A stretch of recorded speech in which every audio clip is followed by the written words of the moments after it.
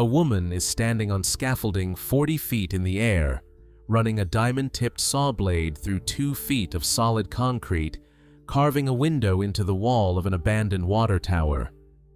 Below her, the city of Waukesha, Wisconsin, has already voted to tear the whole structure down. Judy Fuller paid the local water utility $1,000 for it anyway, and told the crew to keep cutting. She is not the only person who has looked at something the rest of the world had already given up on and decided it was actually a house waiting to happen. By the end of this, you'll see exactly how far that decision can go. On a single night in January 2024, 771,480 people were counted experiencing homelessness across the United States, the largest number since the count began, and an 18% jump in a single year. At the same time, roughly 74.9% of American households, north of 100 million of them, could not afford the median-priced new home in the country, which had climbed to $459,826. The typical household would need to earn about $33,000 more a year just to qualify for that house. Homeownership has slid from a peak above 69% in 2004 to around 65% today. First-time buyers now make up a record-low share of the market, and the tiny home market alone is valued near $8.12 billion, and climbing, with surveys finding that roughly 3/4 of Americans under 40 say they genuinely consider living in one. None of that is a coincidence, and none of it is really about tiny houses specifically. It's about what happens when the front door of the conventional market closes on this many people at once. Some of them stop asking whether they can afford a house and start asking a stranger question instead. Does this water tower technically have 4 walls, or could it? Judy Fuller had a head start. Most people in this situation don't. A 5th-generation Waukesha resident, she'd been working construction since she was 10 years old, helping run her father's sewer line company, H. Fuller and Son, in a trade that made no particular effort to be welcoming to a girl. Her own father, Ken Fuller, has said the men around her had to get used to her, and eventually they did. By her 30s, Fuller owned a development firm, Pinnacle Building, that specialized in something almost nobody in her position bothered with anymore: cheap starter homes for people the rest of the market had already priced out. The water tower near Waukesha Memorial Hospital wasn't a business calculation. Fuller has said flatly it was a personal challenge, nothing more. But the tower did not make that challenge easy. It stood nearly 40 feet tall and 50 feet around, built to hold 675,000 gallons of water, with concrete walls up to 2 feet thick and not one window opening anywhere in them. Every window had to be cut by hand through solid concrete, one at a time. The interior was a perfect cylinder, and her architect, R.G. Keller, had never built inside a shape like it. "You are trying to create something simple from a complex shape," he said, and there was no framing manual written for that problem. Even the people closest to her weren't sure it would work. Neighbors who'd watched the tower rust for years openly called it an eyesore, and Michael Kelleher, the electrician on the job and a lifelong friend, admitted he was thrown at first, since Fuller had built her whole career on modest, affordable homes, not eccentric one-offs. Then he shrugged it off because, in his words, it was kind of what she did. She found unusual things and made something out of them. Keller put it even more simply. Basically, it was a home carved out of a water tank, and there were probably only a handful of places in the world built like that. 3 years after that $1,000 purchase, Fuller had 3 finished bedrooms, a living room with a 40-foot ceiling, and brokers estimating the completed home's value at $1.3 million. That is not a typo. She turned a structure the city wanted demolished into 7 figures, then charged $5 a head to open the place for public tours, and sent every cent of it to a dental clinic serving low-income kids and seniors at the invitation of a Waukesha alderman who'd asked her to host it. National television took notice too. ABC News profiled the place under the headline, "From Neighborhood Eyesore to Designer Home," which is, if anything, an understatement. After that, Fuller went right back to building starter homes and restoring forgotten Victorians around town, because, in her own words, she no longer needed to compete with anyone. She could just do the fun stuff now. If $1,000 for a condemned water tower sounds like a bargain, wait until you hear what the next 2 builders spent, because their number was closer to nothing at all.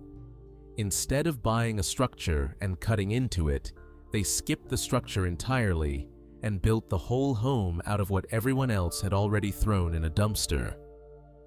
That's the project Alex Eves and Derek Deke Diedrichson took on next, 1,600 miles and a completely different toolkit away. Eves had been living what he calls the reuse life since 2008, and by 2014, the Reuse Institute had certified him a Master Reuser, a real title that exists precisely because people like him needed one. Diedrichson came at the problem from the opposite direction.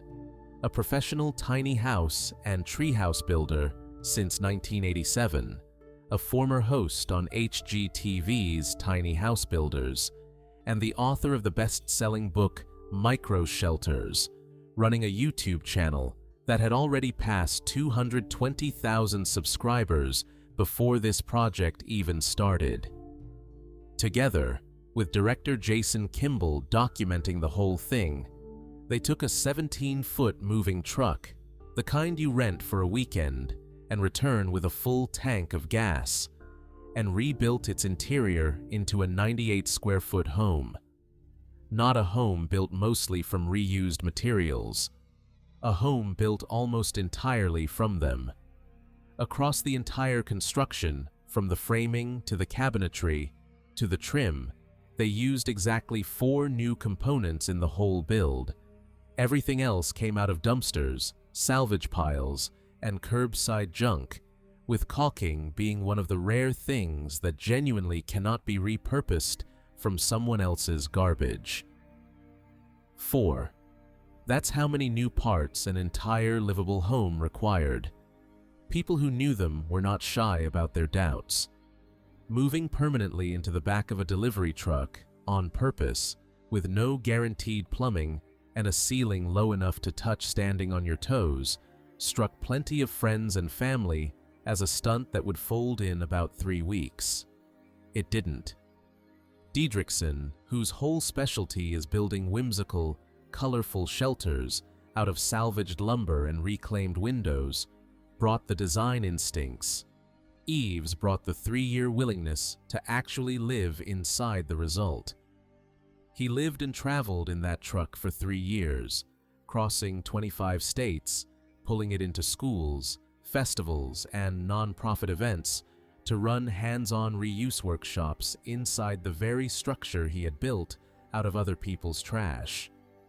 One arts department chair who hosted a screening later described the experience as leaving people with lively questions about how they should be living their own lives, which is more or less the entire mission statement, delivered by accident. The median price of a new American home that same year was pushing $460,000. Their entire build cost was close to nothing. The resulting documentary, the box truck film Building a Reuseful Home, landed on Amazon, Roku, and Tubi, picked up a 9.2 rating on IMDb, and got Eves profiled on WCBS Radio as a literal difference maker. After a full decade of service, the truck was formally retired, not because it failed, but because by then it had already proven everything it set out to prove. Eves and Diedrichson built their truck to make a point about waste. 1,600 miles west, in a small town in northeast Iowa, a father and his daughter were solving a different kind of problem entirely. Not how to live with less, but how to give an object engineered specifically to be cut apart for scrap a second act as an actual family home. Jim Dotzenrod had driven past a row of 10 retired railroad cabooses parked outside Decorah, Iowa, more times than he could count before his curiosity finally got the better of him, sometime around 2016. He couldn't get one of those original 10. Instead, his daughter Danielle's then partner tracked one down at a nearby salvage yard. Car number S00124, built in 1973 for the S00 Line Railroad, sitting there with a scrap metal date already circled on somebody's calendar. Jim paid $8,000 to pull it out of the cutting queue. Then he paid another $2,000 just to move it because a caboose weighs 52,000 pounds, and getting one off a salvage lot and onto your own property means laying a short stretch of actual railroad track in your yard first, which is exactly what he did, while neighbors watched a freight car roll down a rural road behind a truck and asked him more than once if he had lost his mind. 52,000 pounds of steel that everyone else had already written off. Cabooses like S00124 used to carry the crew that watched the train ahead of them for mechanical trouble or shifting cargo, a job that disappeared entirely in the 1980s once deregulation and automated end-of-train sensors made a human lookout unnecessary. So, the car had been sitting for decades, unused and unwanted, its interior lined wall-to-wall in bare iron that reeked of diesel fuel strongly enough that the smell alone convinced some early visitors the whole idea was hopeless. One family friend reportedly asked Jim, only half joking, whether he intended to live with that smell forever, since diesel has a way of soaking into steel and staying there. Jim didn't think so. He power washed the interior over multiple passes until the smell finally lifted, tore down the original iron paneling by hand, and built an entirely new wood-framed interior from scratch, including a staircase up to a second-level bedroom, tucked where no bedroom had ever existed on a working train. Danielle ran the design and the furnishing, choosing every piece with one rule in mind: don't erase what this thing used to be. The original ceiling handrails stayed. So did the conductor's chairs, the two objects in the whole build she flatly refused to replace, even when newer, easier furniture would have fit the space better. It took roughly 300 hours of work, spread across 6 months of weekends, and another $4,000 in materials, bringing the whole project, purchase, transport, and renovation combined, to right around $14,000. What came out the other end had a work-in kitchen, a full bathroom, a queen bed plus bunks that sleep 4, air conditioning, Wi-Fi, and original steel walls that still remembered exactly what they used to be. She did not want it to feel like it had never been a train. It doesn't. The finished caboose is now listed as the CR Station Train Caboose on Airbnb, and Travel Iowa has named it one of the state's standout unique places to stay. Official recognition from an outside authority with no stake in the Dotzenrod's bank account that this thing genuinely works as a place people choose to sleep. Guests book it precisely because it still looks and feels like what it is, overlooking a horse pasture with a handmade wood deck out front, rather than a generic cabin that happens to be shaped like a train car. A $14,000 father-daughter project, built mostly with a saw, a power washer, and 6 months of weekends together, is now generating steady income from a piece of steel that was 2 days from a scrapyard shredder. Jim got a building project. Danielle got a design credit. Between them, they got something harder to put a price on.